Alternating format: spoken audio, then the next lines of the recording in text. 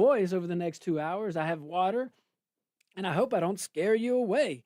But we got so much to talk about. Hey, partner, I didn't tell you. We're gonna lead in on something very near and dear to my heart. Near and dear to my heart. Okay. September 17th, Constitution Day. A very pivotal moment in our country. It created it. It created our government as we know it today. That was not the Declaration of Independence. The Declaration of Independence declared we're a free nation. We're no longer subjects of the King of England. It's beautiful. Now, what followed was not so beautiful as it relates to a form of government, the Articles of Confederation. Very weak, very weak, very weak, no head of state, basically. Just no one running the day-to-day. Can you imagine running the day-to-day for a country? A day-to-day by committee? No one's going to make a decision. So credit to our founders because, look, it'd be very arrogant just to keep it as is. I don't care. This is what we created.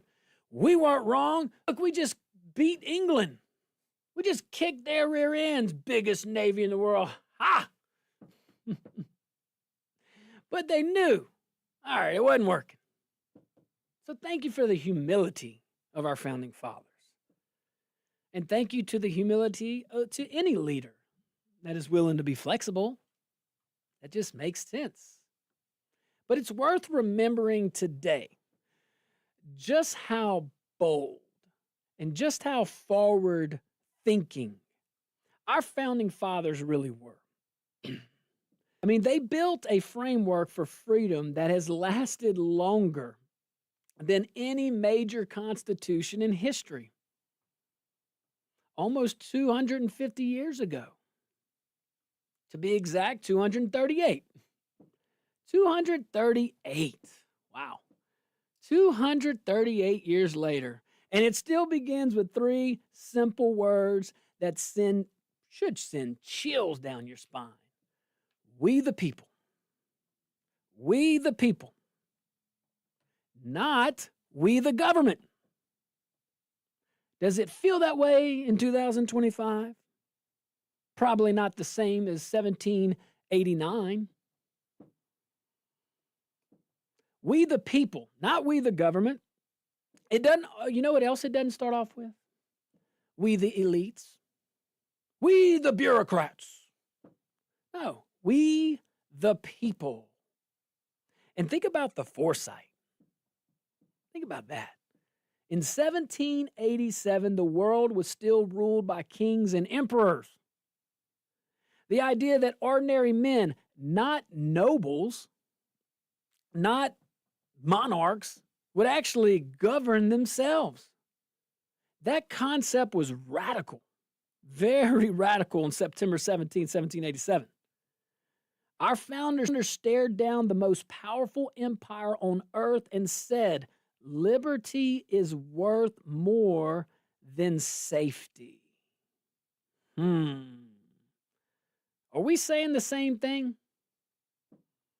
Because if we give up, just a little side note, when we give up freedom, when we give up liberty for security, we lose both. Or said differently, we gain neither. You get neither. But our fathers, our founding fathers, had that mindset. But do we have that mindset today? Of course not. As governments, we the people do. We the people. I should have clarified. But they, the government, don't. Even our local and state government have a dependency on the federal government. That's unhealthy. Not all municipalities are abusing. Not all, I shouldn't say abuse, maybe abuse, but depending on it. New Orleans, for example, goes under without federal funding. That's not how our founders envisioned that. And that's not liberty. That's not. You're under the control of some bureaucrat that's unelected to facilitate the money. Some good idea fairy hits the bureaucrat in the cubicle. He becomes a cubicle warrior. One unelected bureaucrat controlling 320 million Americans seems un-American to me. And it was un-American to our founders. Liberty is worth more than comfort. Freedom is worth more than safety. I choose to believe that most Americans, we the people, still believe that. I do. Or enough of us do to defend it. Enough of us do to defend it. Raise that right hand, get over there and do what you got to do. But here's a little fact most people don't realize. Say a few little facts about the Constitutional Convention and Constitution. A lot of folks don't know George Washington, who is, man, read up on him. Wonderful, wonderful leader, clearly. But George Washington presided over the Constitutional Convention in Philadelphia. A lot of folks didn't know that. Didn't say a word through most of the debates. Sat there stoically, subject matter expert. He's been there. But he let the delegates wrestle. He let them argue. He let them compromise. Just kind of, stability in the room. Guy just fought a war. He can figure out politicians. I mean, but when it came up to sign, like when it came to sign the document, now mind you, it's not the Declaration of Independence, but this is a document that's going to, I don't know if they knew the impact it would have. They acted like it, which is more impressive to have that foresight. But when it came to sign, that silent leader, that stoic leader, his name at the top carried the weight of the revolution itself. This is George Washington. Washington's silent leadership gave the Constitution legitimacy before a single state ratified it. I would say that is statesmanship at its finest. It's certainly restraint. I bet you George Washington had a lot of thoughts. And I'm sure he, was observing those to see, hey, what's going on here? James Madison, often called the father of the Constitution, was just 36 years old when he drafted the backbone of our government. 36. 36. Today, I don't know. At 36, I'd say most folks are probably climbing the ladder. I don't know. You got some one-offs. J.D. Vance, one of them. But Madison was laying out, think about it, separation of powers. What? We just came from a monarch. Separation of powers, checks and balances. And then 2 years after it's ratified in 1791, a Bill of Rights that would protect generations unborn. Think about that. Think about that. Benjamin Franklin, by the way, 81, oldest delegate. I love Benjamin Franklin. He wanted, it's my understanding he wanted the national bird to be the turkey. I did hear that.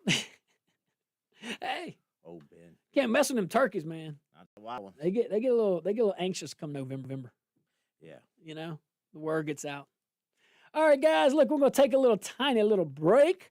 When we get back, man, hey, AOC and the squad, they acting up? They've been acting up. They acting up? We're going to talk about that. Stick around. We'll be right back.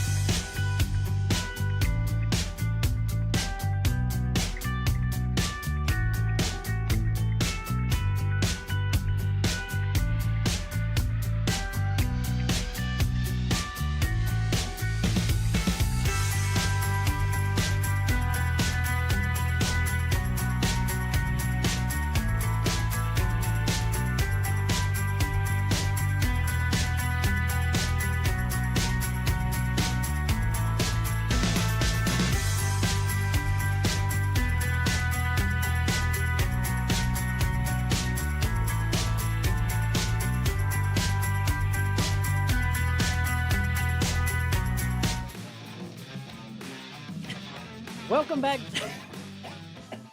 I am so. You all right over there? What you get for trying to jug coffee right before the show? I am so sorry. Ugh. You guys didn't need to hear that. Well, we're all up close and personal now, aren't we? I told you I love our audience. I don't know if they love me more or less now. Okay, so, well, before we jump into this, did you see President Trump and King Charles? Oh, you took a carriage ride. So what do you think that conversation was? I'll be Trump, you be King Charles. Okay. Hello, Donald. Hello, Charles. How are you doing? You know, they once called me king, but I said, no, I'm limiting myself. Well, I don't shake hands. You It's- must bow before me. Trump and the United States, America first. We bow to no one, but let's make a deal. Now, I see you have some resources here that we can use. No, honestly, I bet you it was a bunch of small talk like, how's Camilla? Or whatever her name is. Camilla. She Camilla. was a little under the weather. She missed a funeral. Protesting. I know it. Protesting. I would love to hear that conversation. I bet, you know, we poke fun at the Trump man's personality, but I love it. I love it. I love it. Breath of fresh air. Even though we had it before, breath of fresh air. So, and he's a good sport. Even though the media points him out as not, he's a good sport. Okay. You know who's not good sports? Who?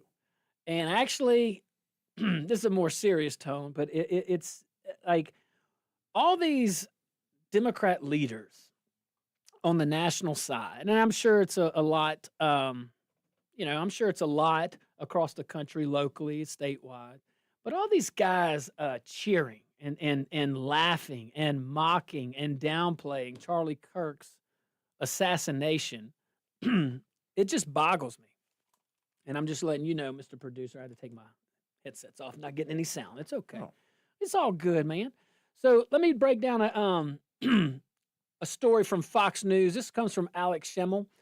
So the story's about our dear friend, Ilhan Omar. Ilhan Omar. Oh, what's her name? Ilhan? I'm so Not to be confused with Elon. Oh, yeah. No. It's not me. I'm not doing it. Wouldn't be cool. Wouldn't be cool. Wouldn't be.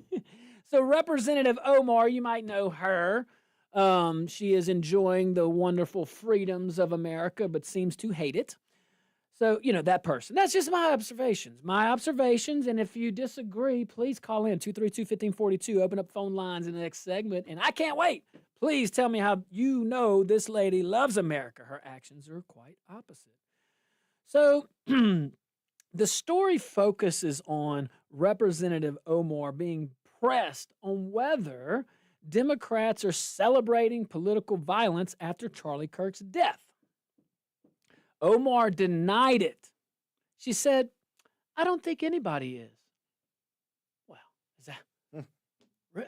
Is she watching? Where's she getting her news from? She getting any briefing? She tripping. Yeah. Because just open your browser, Yeah. and there you go. Right. Open up Facebook, and there you go. Gosh. So, a few little facts. Those are important sometimes. So, Democrat voters, okay, openly, that's how we know it.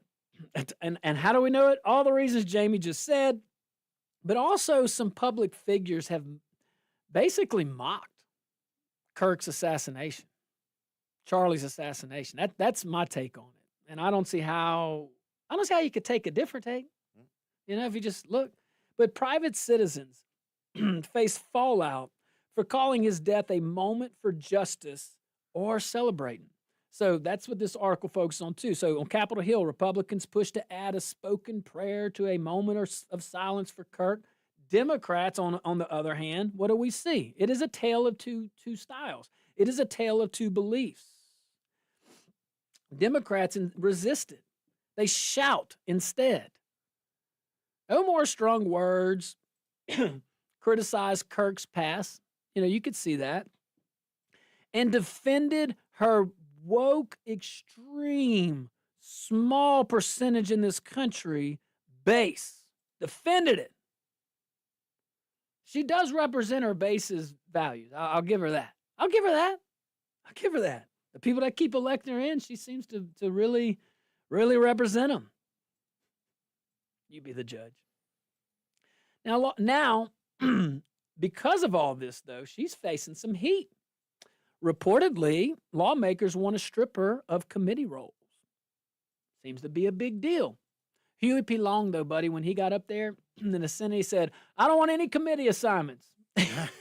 I just want to focus on speech writing, and that's about it. Look, there's a few certain folks that I think shouldn't have committee assignments. One of them being one of our senators. Oh, man. Saw how that went. A couple of our... He pushed RFK 2 through. What's wrong with you? Yeah. Big meanie. Now they're just skewering everything he's doing. Well, is he coming on the show? RFK. Oh, yeah. I've got an earworm and I just don't know. Get rid of vaccines. So all this display of extreme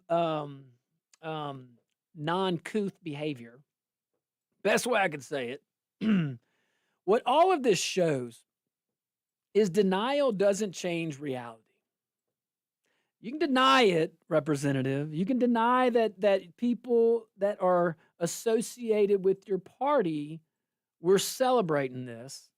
Like, you can deny it all you want, but that doesn't change reality. And quite frankly, Miss Omar, you had an opportunity. You had an opportunity to bridge. You had an opportunity to lead. But Omar's refusal to call out her own base is actually a betrayal of truth. And that is what the enemy does. Imitator. The opposite of truth. Truth is truth. Anything that's not true is untrue. Okay? That's deep. Yeah. You just went real deep. Hey, man, I'm just throwing it out there. Anything that's not true is untrue. Don't overthink it. I'm trying not to, man. Don't overthink it. You just spoke truth, man. Just speak truth, man. All right, so here's some truth. Political violence should unite condemnation, not cynicism. Should be condoning that behavior. That's your opportunity, man. When elected leaders refuse to name wrongdoing, they become part of the problem. I mean, celebrating this division while denying your own fault.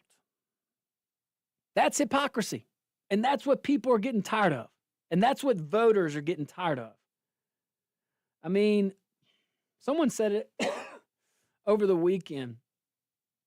I don't want this to become, now me personally, I don't want this to become a left or right or anything like that. I'm just saying, why is it when the left, I'll just say this, why is it when left-leaning causes, or when Democrat voters or whatnot, or the party, the leadership, when they get their feelings hurt, or when they are wronged even, they burn cities down. When conservatives are wronged, we hold vigils. We can disagree on policy, but let us please acknowledge that there are extremos everywhere. So there are plenty of examples of conservatives that have done evil things, all the things. And most Democrats are not evil, so we should recognize that. We're just trying to inform. We don't have to do much. You just got to open up your eyes. You may not be a Republican, but genuinely, look at the Democrat Party. You can at least say, I ain't that. I mean, come on. You may not say, my Democrat friends, I know you listen. You might not be there yet to say I'm a Republican or even admit that you're a conservative. It's okay. But you should at least be able to look at the Democrat Party right now and the state of affairs, and you should at least be able to say with a confidence, I may not be that, but I sure as heck ain't that. All right, guys, stick around. We'll take a little tiny break. When we get back, phone lines open, 232-1542, 844-766-6607. I can't wait to hear from you.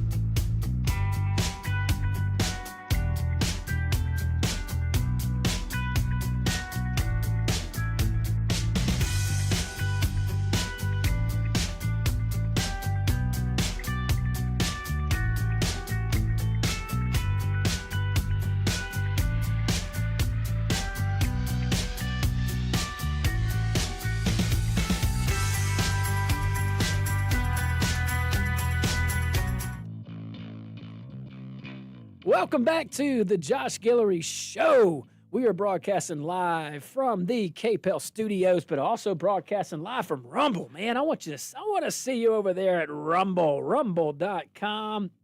Go check us out. All right, phone lines are open. Let me do this though. Let me first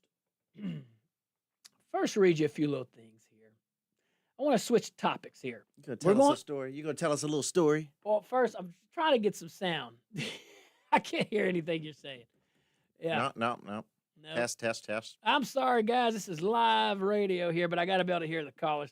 Anyway. I'll put them in queue. So, look. All right. Thank you. Yeah, do that. Okay, so Pam Bondi, under fire for a little hate speech position. So ABC News is reporting that Attorney General Pam Bondi very much under fire for her comments she made about so-called hate speech in the wake of Charlie Kirk's assassination. So Bondi told podcast host Katie Miller that the Justice Department will absolutely target anyone engaging in hate speech. She said that that there's free speech and there's hate speech. She's right. And claimed hate speech has no place in America today. Definitely agree. It shouldn't be there. The backlash came pretty quick, as you can imagine. In her defense, anything she does will come back. Very much met with harsh criticisms, but critics pointed out a pretty good fact. Charlie Kirk himself once wrote, hate speech does not exist legally in America. There's ugly speech. There's gross speech. There's evil speech. And all of it is protected by the First Amendment. That's what Charlie Kirk said. I agree. Conservative commentator Britt Hume, we know him. He reminded Bondi that even offensive speech is still protected by the law. So, am I up? So my question is this. I want to hear from you on this. What do you think? And I'm gonna pose this to you as well. Remember President Biden. Remember Democrat leadership during COVID. Remember their collusion with social media platforms. Remember their collusion specifically to target, quote unquote, misinformation. Totally infringed on our First Amendment rights. Totally. A couple other rights they infringed on, second being one of them. So is this similar to that? Do you feel that way? What do you think? I want to hear from you. All right, 232-1542. Let's see here. Who we going to? Mr. Bobby. Mr. Bobby. What's up, Mr. Bobby? Talk to me. Yeah, I'm gonna pass. I'm gonna say what I gotta say at the end here, but I've been following those two Marxists, Colonel Sanders and AOC. Yeah. And they've been telling their people. This is what they've been doing. They're pulling a legal scam. They've been telling their people that they're going to form a third party because the Republican Party and Democrat Party are at odds. Okay. Now she has raised over. Hey, her economics degree is working. She has raised over $12.8 million last month. I hadn't looked lately. Yeah, and that's what they want to do. They want to start a third party. So they're scamming these people to send them money when we both know it's a two-party system. Yep. Number two, I agree with Pam. Al? What did he say? He agrees with Pam. Yeah. Mr. Bobby agrees with Pam. All right. That's one person there. I want to hear you. You agree with the AG's doing? Talk to me now. All right, what we got here? Caller, you are live on the Josh Guillory Show. What's your name? Where are you calling from? Yeah, my name is Jamie. Hey, Jamie, another Jamie in my life. What's up, Jamie? Hey, my buddy. Listen, I agree with Pam Bondi, too. There's a little bit of tough love that has to happen right now in this country. It's very, very serious about that. But listen, this is my question. I want you to talk about it, but I'm just going to throw it out. I'm going to hang up and listen. What if we were to only be able to vote if you have a horse in the race? You have to own something to be able to make a vote which would allow these politicians to only get voted by people who actually have a horse in the race. And what would that look like? That's really all I want to ask. That is a great question. That's a great legal question. Jamie, wonderful, wonderful call. Give you my initial thoughts. Just look at history. There was once a time where that was the law. And quite frankly, at that time, it was Jim Crow laws. So it was a way to prohibit people from voting. So long story now it was a long time ago, different circumstances. I get all that. I'm just telling you some history. Just telling you some history. But there's a long line of case law that's my appreciation of the jurisprudence that says we can't do that. So I'm gonna limit that. Now there's plenty of legal reasonings that the court has given, but that as it stands, I don't see that being constitutional. But let's talk about the spirit of what Jamie said, because I think that's more. I think what he's trying to say, and he said it. You got to have skin in the game, man. You can't. So let's first start off with this. Only United States citizens should vote in United States elections. Because if we can't agree on that, we got fundamental differences. That's one way. Where's my bell? Well, I mean, like common sense. Common sense. Couple other common sense measures. Here's one to think about. Only one person should vote one time. That protects. Here's another novel. Now, this is for my fellow Louisianans. I'm just saying, all right? Dead people shouldn't be able to vote. Word. But I get what you're saying. Also, it's more than that. But those are some simple protections we could do. I'm just saying. And the census should only count Americans. And that, too, would have a domino effect on congressional districts. It's not a cruel thing. No, it's not a cruel common thing. sense. It's Like- protecting our rights. Yeah. Our sovereignty. Like, are we a country if we just let anyone come? Like, no. We just talked about Constitution Day, which established our country. Mm-hmm, You know what I mean? Like, man. And the word tax ain't in there. Yeah, right. Well, it is. The word tax is. Congress has the authority to tax and spend. And they know that clause very well. They know how to tax and spend very well. Yeah. So they have that pesky tax and a little interesting fact.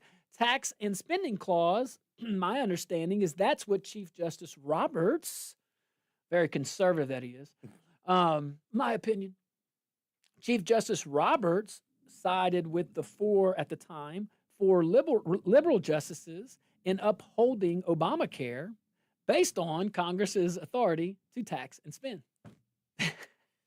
Interesting. Yeah. I could spend hours on that. Let's go to the phone lines. What we got? Kill Switch, what you got? Hey, what's going on, gentlemen? Man, What's it's up? going, brother. What's up, buddy? I was going to talk about the First Amendment. I believe all speech is covered under the First Amendment. They just have idiots who want to show their ass, and we can see who they are. Yeah. That's fair assessment, in my opinion. So, In other words, they let them show their butts, and they look stupid, common sense people. That's all they're doing. Like libs of TikTok, It's like, yeah. yeah. So Well- I say the First Amendment. I don't agree with Pam Bondi. The First Amendment covers all speech. Once you start limiting one thing, it leads to limiting another thing, and that's about it. Hey, look. Thanks, Kill Switch. Always appreciate your comments and calls. A lot of people agreeing with them. I genuinely look to my loving and learned audience. I want to hear your thoughts on this. I'm just telling you what's up. All right, who we going to? Let's go to Justin. We are going to Justin. Justin, bring us some truth, baby. What you got? Well, let me quote the great Josh Guillory. Hey. In that when you do something like this, it can be a slippery slope. Ooh. Because what the hate speech for the right is not necessarily the the hate speech for the left. Hey, can't argue with that, man. Can't. I mean, that's kind of. Look, I appreciate you, Justin. Thank you. We gotta let you go because the background noise. That is a good point, and then we have to understand that as conservatives. Okay, we're using the federal government. We collectively, Republicans and Democrats, we're using the federal government not in ways that our founders intended. We just celebrated the Constitution. We should read that. Well, we do. We the people actually probably know it better than the people we've elected, collectively, respectively. Yeah. All right, let's go to. Indubitably. Woohoo! Let's go to Renee. Renee, what you got? You with Bondi or not? You tell me. Were you with Bondi? It's the same story as immigration. Okay. If it wouldn't have got that bad, it wouldn't be such a big deal. Immigration with illegals cutting the line from people that do it legally is bad, but not until it got out of hand did it become an issue. Talking is not bad until it become an issue of, and it's legal, just like a lot of bad things. It's legal, but like Walter Cronkite made us lose the Tet offensive when we won it. Not until it has become a problem that's a big deal with this slippery slope. If we done got all these crazy people legally on stuff they done broke the law on, we wouldn't even be facing this. Hey, I bet you a lot of folks agree. I mean, look, I know we got Bo on the road. Can I take him before the break? Yeah, you got to take him. Yes, Bo on the road. What's up, Bo? Hey, good to hear you guys. Listen, I have a couple of different thoughts. One of them is about illegal immigration and other people, really, who are not voters. Right now, it's not just that people vote illegally, and that may happen. We don't know how much, and we could argue about it a long time. But what we know for sure is the way the census is conducted, people who harbor large amounts of illegal immigrants, add that to the population on which congressional districts and electoral districts are apportioned. So that gives them a much, much larger representation in all aspects of the federal government. Yeah. And that is an absolute certainty that everybody agrees about and nobody bothers to talk about. That's one of my points about all of that. And the thing is, a free speech, I think there is no way to have a society that more or less is what we've had and not really be pretty fanatical about protecting free speech. And that neither side seems to me to be very committed to that idea right now. But I will say this, there's an old exception, and it isn't really perfect, even if you think about it, it isn't. But a justice from the Supreme Court many, many years ago said the exceptions are akin to crying fire in a crowded theater. In other words, if you say something that's likely to cause action, which in the immediate term is going to harm people, then you lose your right to free speech. Not because the ideas were good or bad, because of the result. Hey, Bo, not sure if you hear the music. That's perfect timing, I think. Man, I didn't interrupt you. You were making some pretty doggone good points, brother. Hey, I appreciate you calling in. Bo on the road sends us off to this segment. Stick around. We'll be right back. What do you think? Pam Bondi, doing the right thing here? Doing the wrong thing? Talk to me.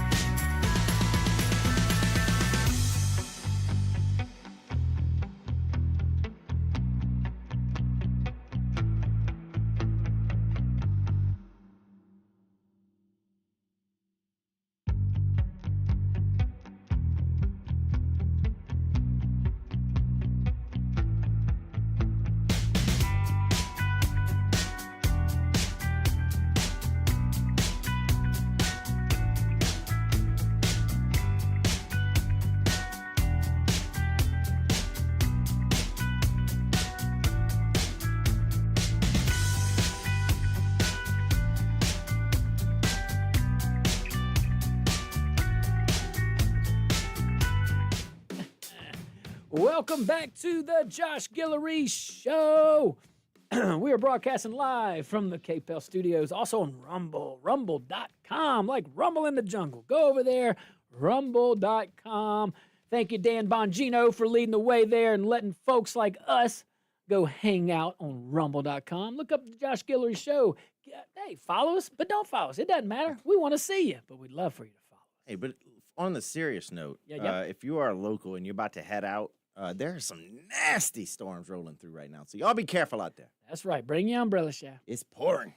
All right. You want me our... to read these chats? Yeah, get the chats. We got a few chats that came in. This one's from T-Don, my partner in St. Martin Parish. He says, we're in a strange conundrum with the free speech, right? Free speech thing right now. People are saying some bad stuff, but where does it change from free speech to terroristic threats?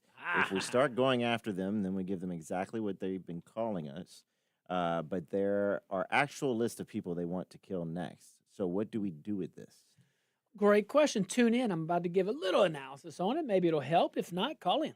And then we got CJ from Youngsville. He says, I think going after someone for what they say is wrong, even though I think celebrating someone's death is sick.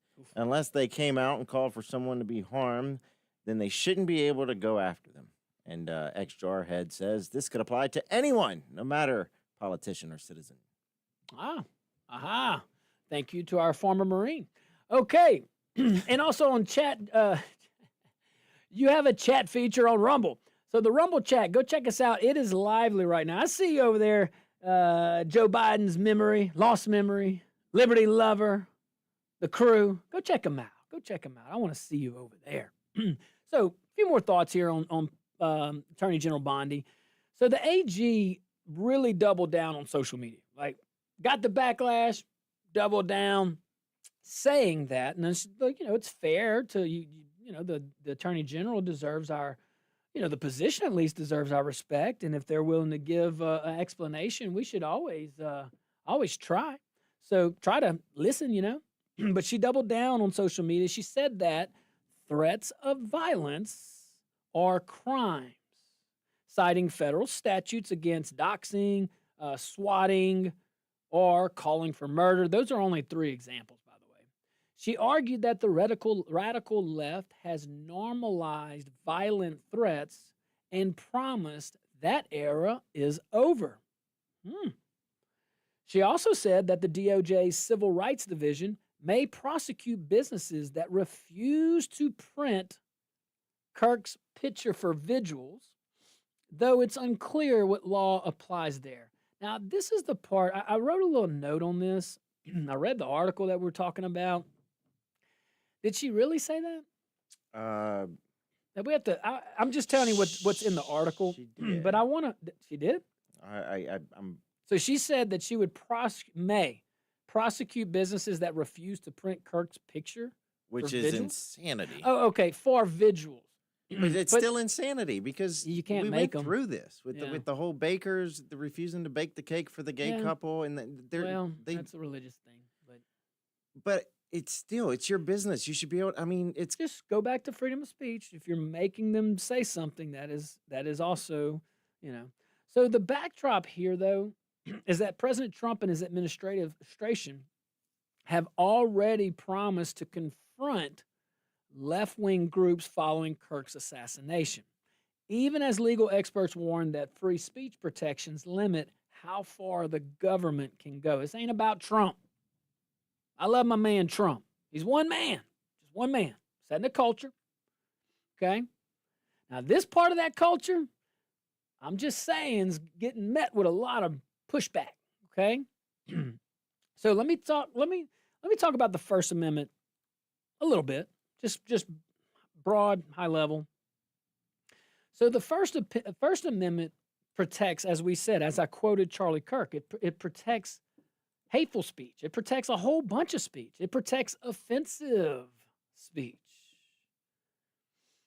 That's been reaffirmed by the courts over and over again. So that's now it's a different court and you can challenge it. I get it, and I think that's what they're doing. I think they're trying to. I don't see this court or any court giving carte blanche, like, here you go, you can suppress speech, but there are exceptions to First Amendment protections too. We'll talk about it. So the line here, let's kind of talk about that now.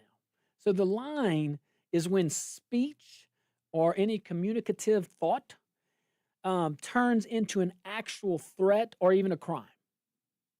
So a lot of our First Amendment protections have been allowed to be infringed upon on certain conduct, certain like hate speech, things like that. I wish I had more time on this. Doggone.